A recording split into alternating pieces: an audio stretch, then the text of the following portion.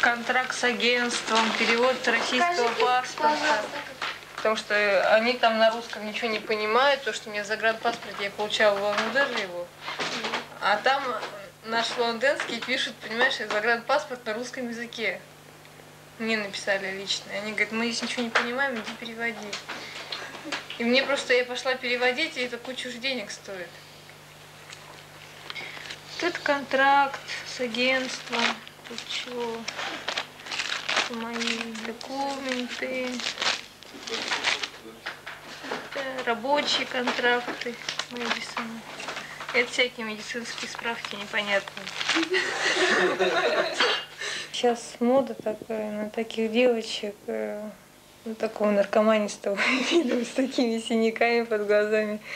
Мода уже на кукол Барби, как-то она остается, но уже процентов на 10. А сейчас такая непонятная такая мода, что-то из виртуальной реальности, какие-то непонятные макияжи, все это. Это довольно-таки интересно.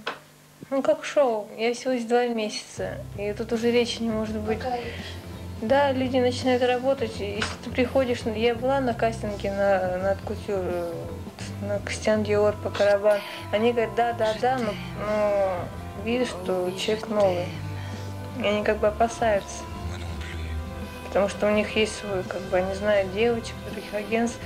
Они бы, конечно, взяли, если я наберу определенное количество журналов в своем буке, допустим, то они уже будут, по крайней мере, я так поняла, что у меня все будет нормально, если я поработаю хорошо журналом.